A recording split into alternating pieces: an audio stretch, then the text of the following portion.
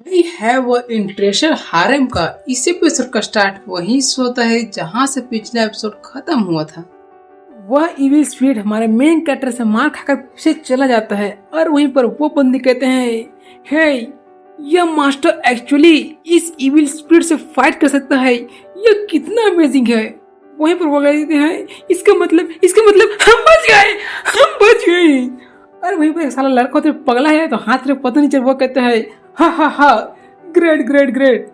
इसका मतलब कि अब हमें मरने की कोई जरूरत नहीं, हम नहीं मर रहे हैं। वहीं पर मेन कैरेक्टर के फ्रेंड आती है और कहती है, बाइसू देखने से लगता है कि यह अभी भी जिंदा है, इसलिए थोड़ा संभल कर। हमारा मेन कैरेक्टर कहता है, तुम चिंता मत करो, इससे कुछ नहीं होगा। लेकिन वह इविल स्पिरिट वहां पर अपनी पावर बढ़ाता है और कहता है, तुम राइटेस्ट पाथ पर, तुम कहते हो तुम सच्चाई के राह पर और मोरल के राह पर चलते हो, लेकिन हर इंसान के अंदर में एक इविल थॉट होता है, इसलिए तुम्हारे हार्ट में भी एक इविल थॉट होगा और इस इविल थॉट को मैं नहीं छोड़ूंगा। और इसकी खतरनाक ऑरा को देखकर हमारी ये घोषणा सोचती, क्या ये फिर से ये फीमेल और फिर से मुझे महसूस हो रहा है, ये कौन है।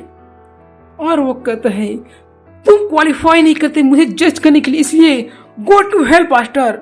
और वो तभी उसी समय अपने सोच सकिंग स्किल को एक्टिवेट करता है और वहां पर जितने बंदे मौजूद होते हैं उन सभी के सोल को सक करने लगता है। मेन कैरेक्टर सोचते हैं, oh no, evil ghost actually ऐसा सोल को स्टार्ट कर है, ये बहुत खतरनाक है, मैं अफोर्ड नहीं कर सकता मेरे फ्रेंड को खोने का।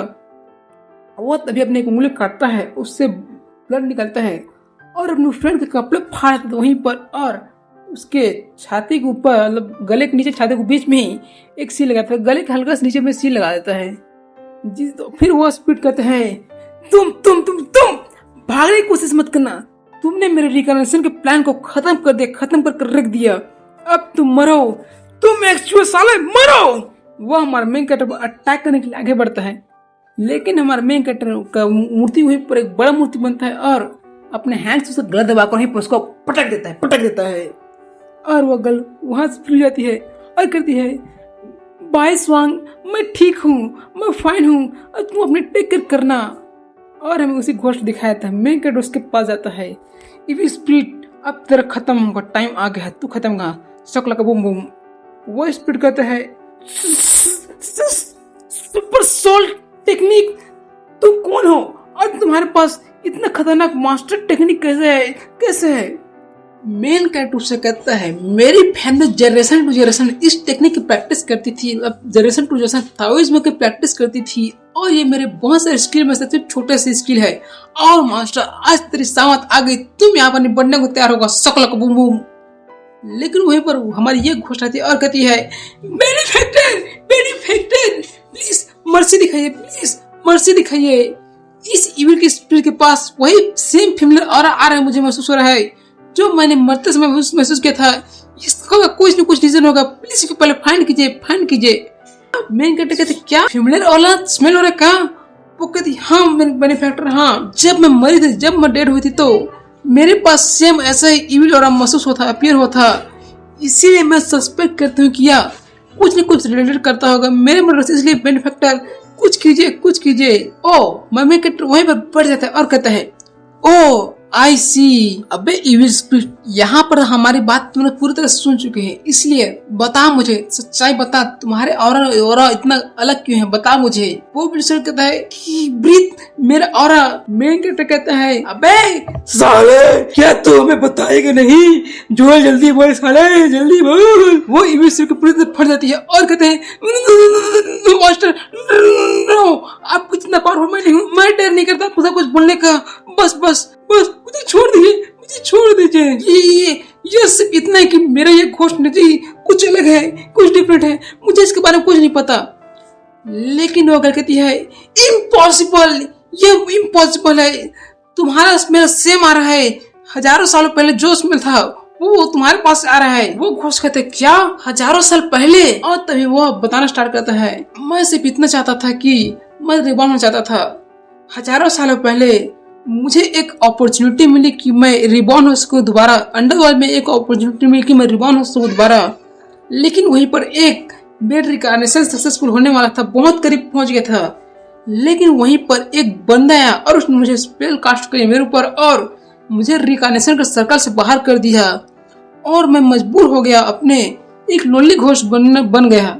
और मेरे पास दोबारा से रिकार्नेशन पाने के लिए, दोबारा से बॉर्न होने के लिए मुझे लोगों की सेक्रीफाइस देनी पड़ी, इसलिए मैं यहाँ पर लोगों की सेक्रीफाइस कर रहा हूँ।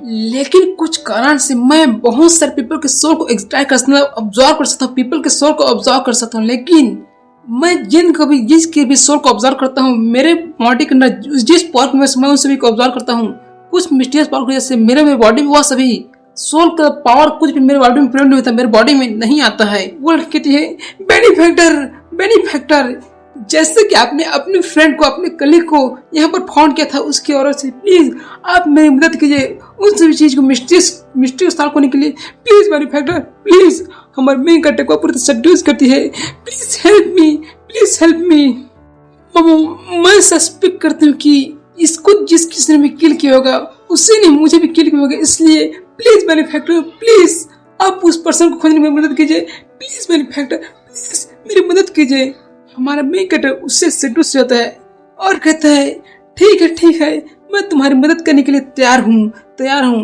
और हमारा मेन कैरेक्टर वहीं पर एक डोर ओपन करता है, अपने कॉइन से एक डोर ओपन करता है और कहता है the mountain and the lakes are connected, thunder and the fire close to the each other and the water and the fire do not shot at each other. आकाश और पृथ्वी स्थिर में है, पहाड़ और झीलें एक दूसरे से जुड़े हुए हैं, वज्र और अग्नि एक दूसरे के निकट है, अन्न और पानी और आग एक दूसरे पर गोली नहीं चलाते।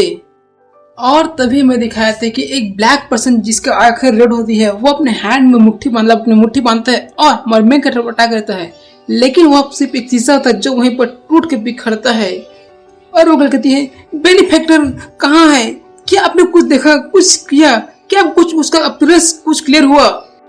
हमारा मेन कैरेक्टर उससे कहता है ऐसा लगता है कि उस बंदे ने मुझे सेंस कर लिया, अपने इस काम मैं उसको खोज रहा था, उसने सेंस कर लिया और मेरे अंतिम मोमेंट तक पहुंचने से पहले उसने मुझे डिस्टर्ब कर लिया। इसलिए वो पूछती है क्या इसलिए क्या मतलब मास्टर, क्या बेनिफैक्टर, इसलिए क्या मतलब है? वो कहता है वेल मैंने एक पिक्चर लिया है, सो इसलिए मैं उसकी पूरी लोकेशन को ढंग से नहीं देख पाया और उसके अपीयरेंस को, लेकिन मेरे पास उसके पास एक छोटा सा पिक्चर है। लेकिन वो उसको गाल पकड़ता है और कहता है हे तुम डोंट बी सैड, तुम चिंता मत करो, मैं कोई ना कोई तरीका खोज लूंगा उसको फाइंड करने के लिए, इसलिए तुम चिंता मत करो, हम थोड़ी देर में उसको खोज लेंगे।